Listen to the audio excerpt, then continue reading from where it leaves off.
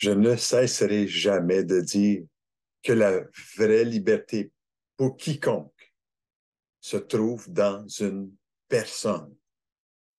Non pas dans un système, non pas dans un programme, et certainement pas dans les actions intellectuelles d'une personne. La guérison qui libère le cœur et le corps se trouve dans la personne de Jésus. C'est lui qui s'est fait homme pour nous libérer. Écoute bien ce chant inspirant, la passion. Et on se retrouve.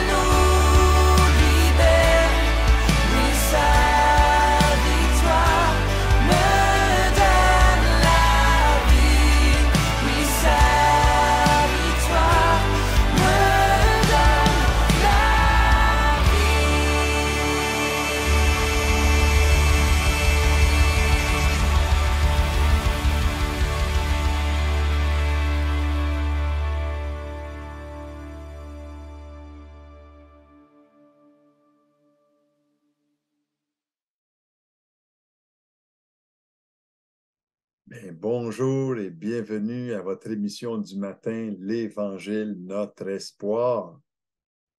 Dieu veut t'accorder aujourd'hui une victoire. Il est plein de compassion pour toi et passionnément intéressé de te toucher par son esprit afin de manifester une guérison en toi.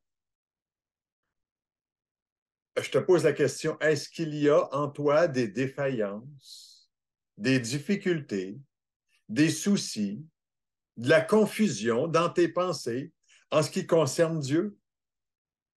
Il veut te révéler qui il est.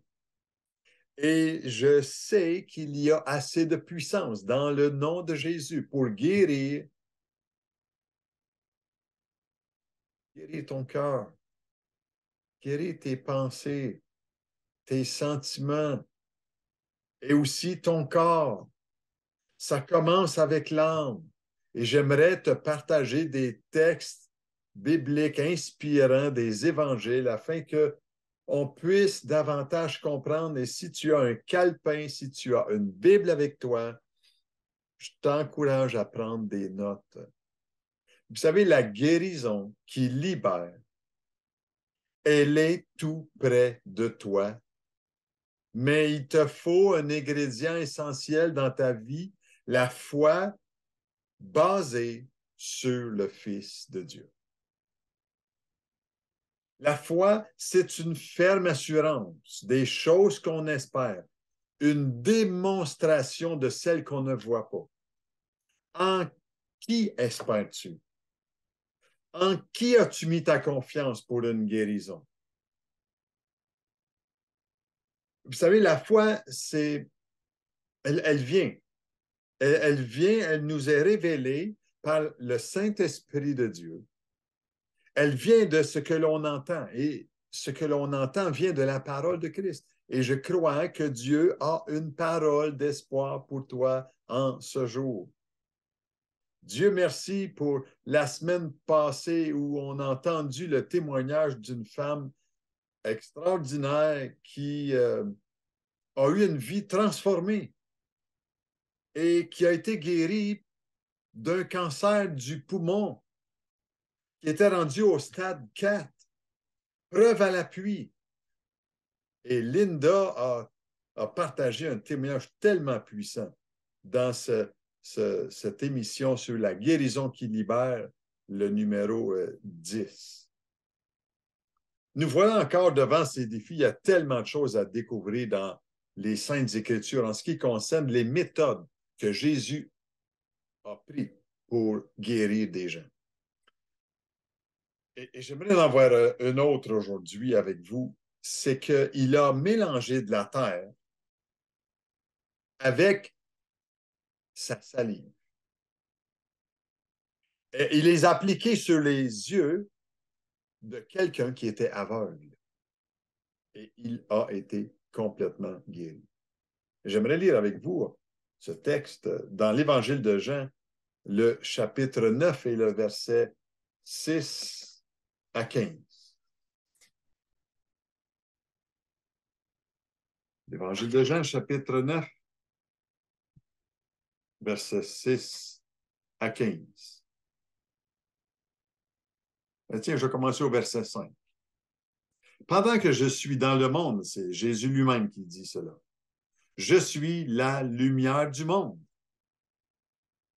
Après avoir dit cela, il cracha à terre et fit de la boue avec sa salive.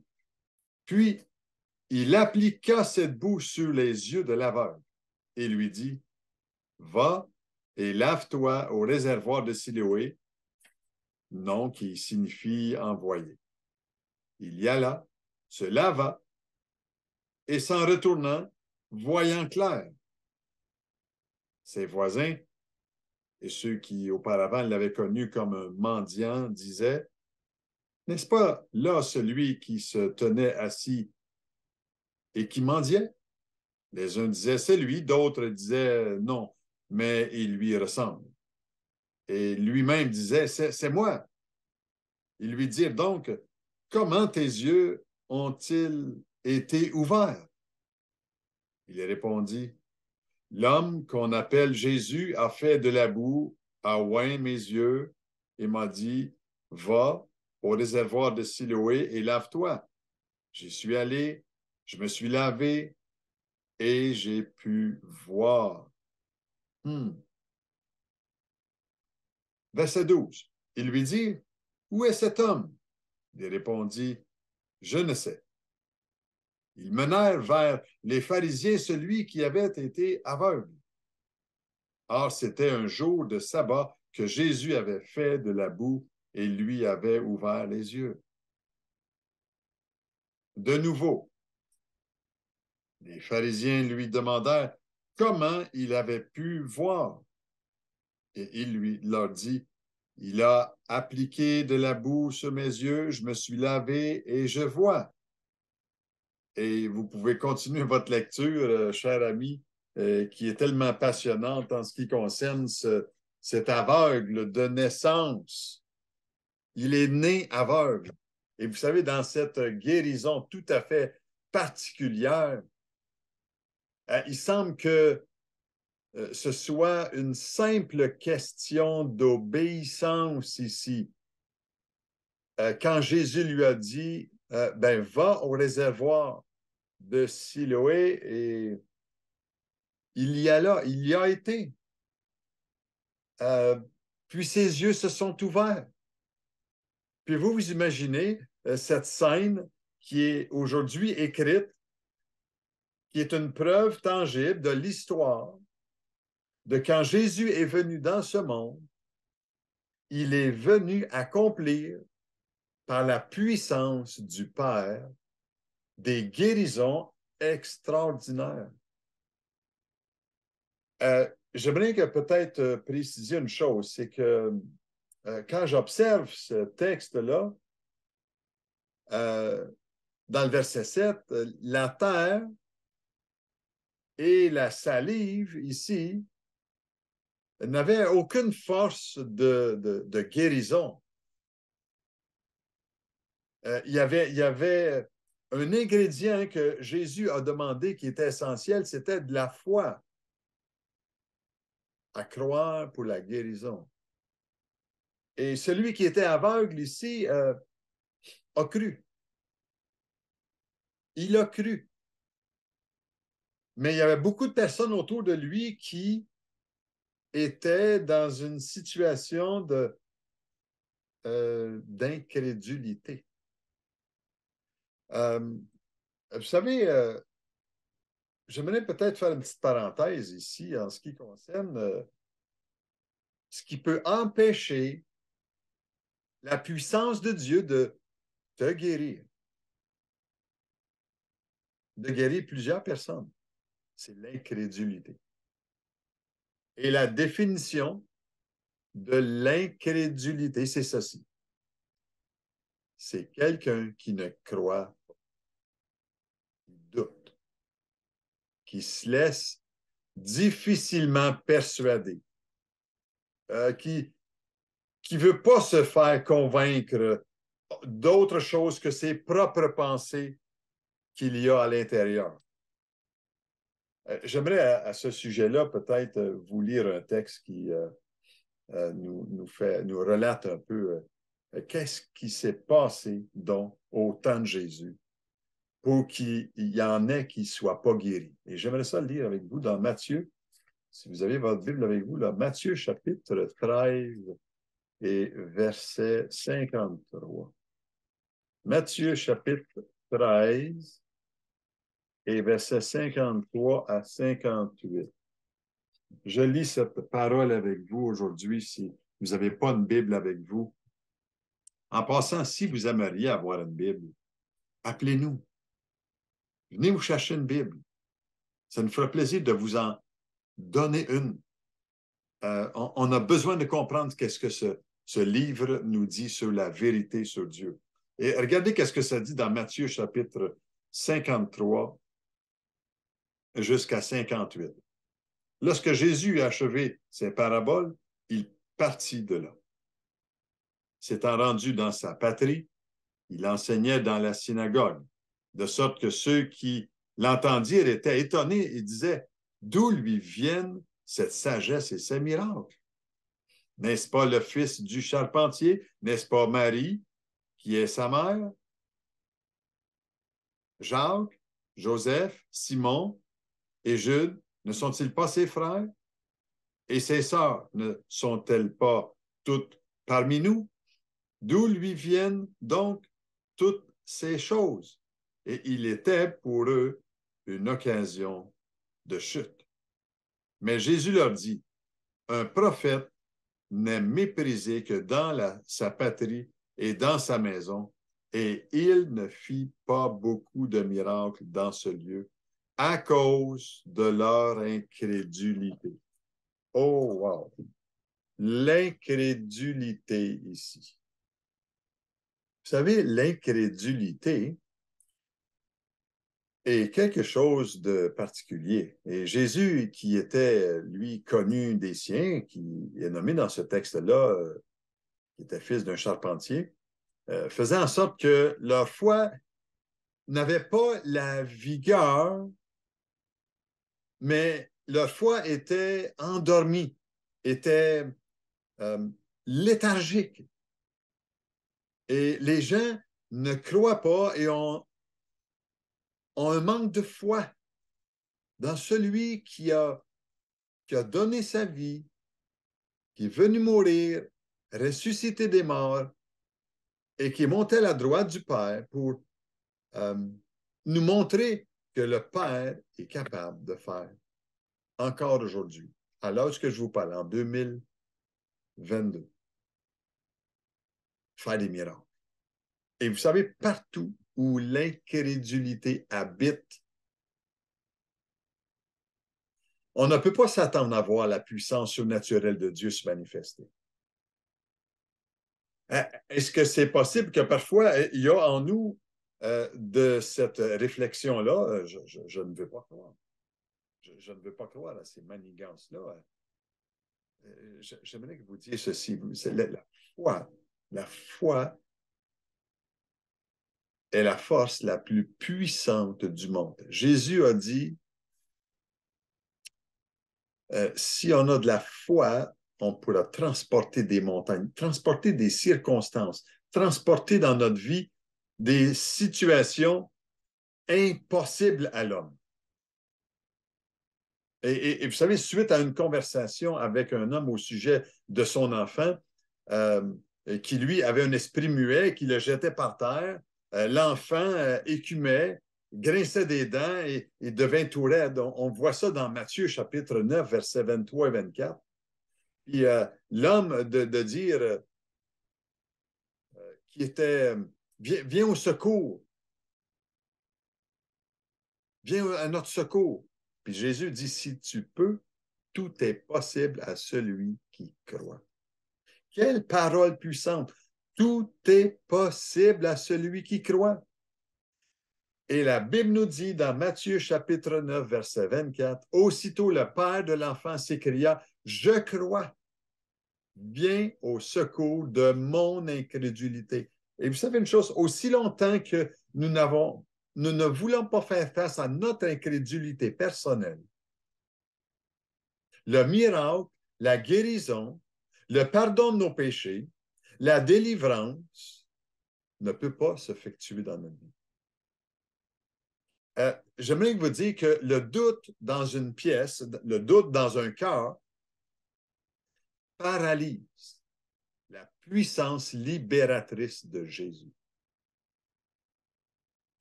Jésus est celui qui est la lumière.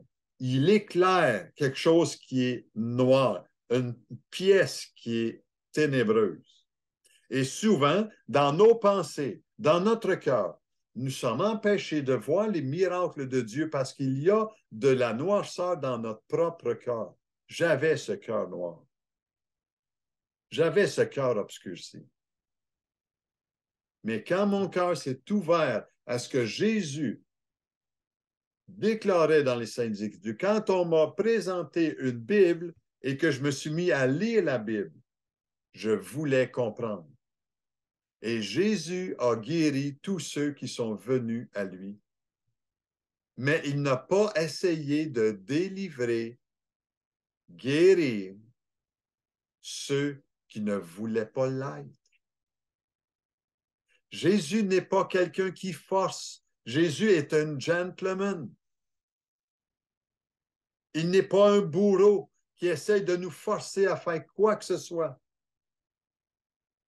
Mais c'est cette même incrédulité qui a empêché les enfants d'Israël dans l'histoire d'entrer dans la terre promise.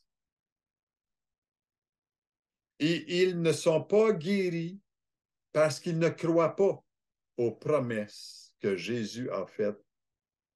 Ils ne veulent pas s'humilier devant lui. Vous savez, Jésus a prouvé durant son ministère terrestre ici-bas le désir qu'il avait d'aider et de délivrer les malades, ceux qui étaient affligés, opprimés. Et il est encore celui qui est le même parce qu'il est ressuscité dans des morts et la puissance de son esprit agit encore sur ton propre cœur quand la parole est annoncée. Il est ému de compassion envers toi aujourd'hui. Parce qu'il a porté tes fautes. Il s'est chargé de tes maladies sur la croix. Et l'intervention de Dieu est toujours possible quand il y a de la foi. Oh Seigneur, merci. Merci un jour qu'il m'a révélé cette foi, la foi de croire dans celui qui est venu mourir à ma place, qui est ressuscité des morts pour nous donner la vie. Et vous savez, cher ami, aujourd'hui, je suis convaincu que Dieu s'apprête à manifester sa gloire et ses œuvres avec puissance aujourd'hui. Oh oui, mon ami, la guérison du cœur et la guérison du corps est toujours possible à celui qui croit. Et cela, ça dépend de sa miséricorde, de sa grâce et de son amour. Il t'aime, il voit ta situation, mais il te faudra de la foi en ce qu'il est venu accomplir pour toi sur cette croix.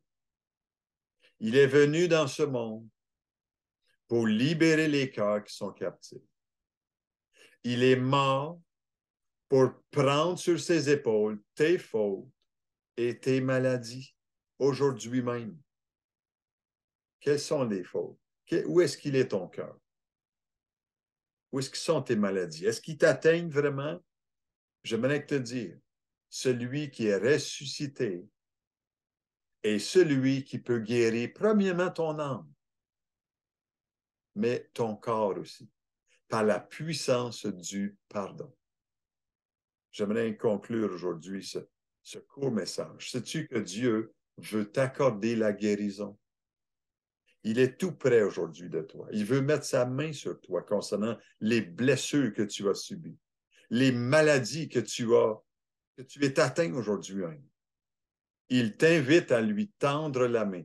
Si tu es malade d'un cancer, d'une situation dans tes relations, peu importe ta situation, j'aimerais te dire, ce fardeau que tu portes sur ton cœur, j'aimerais t'aider à le déposer aux pieds de Jésus. Parce qu'il veut te tendre la main.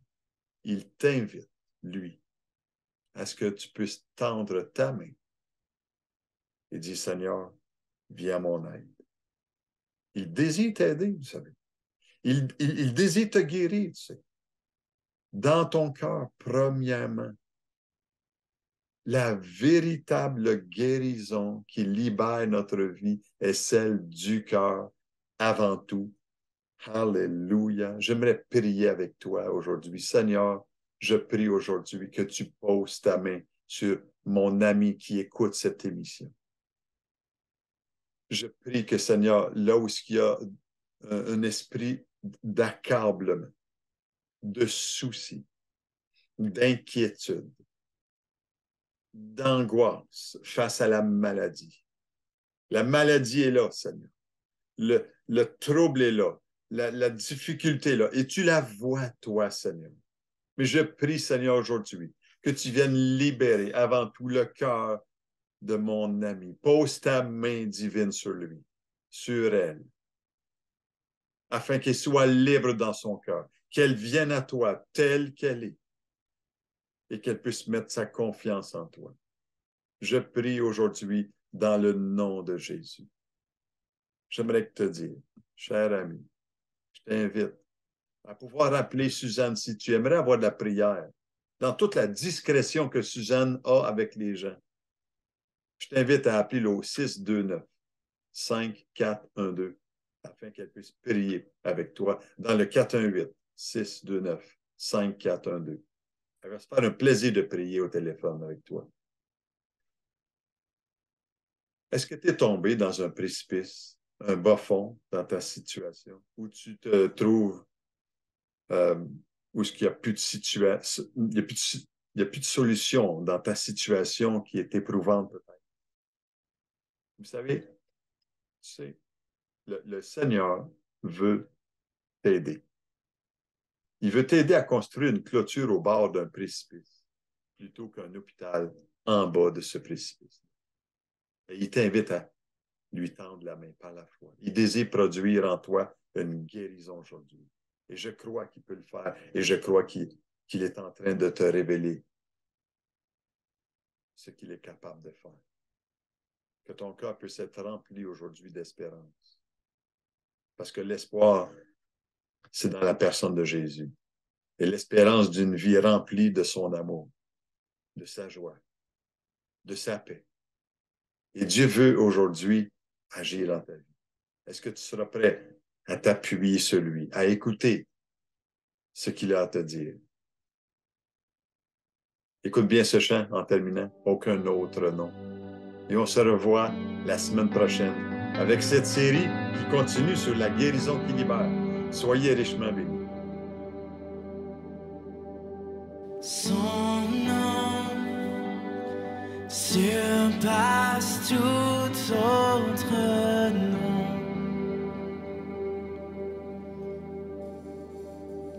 Sa gloire dépasse toute création.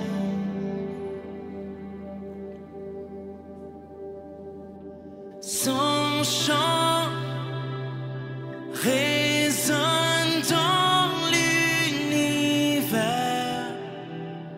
fait écho dans nos cœurs. Oh Dieu plus grand que tout.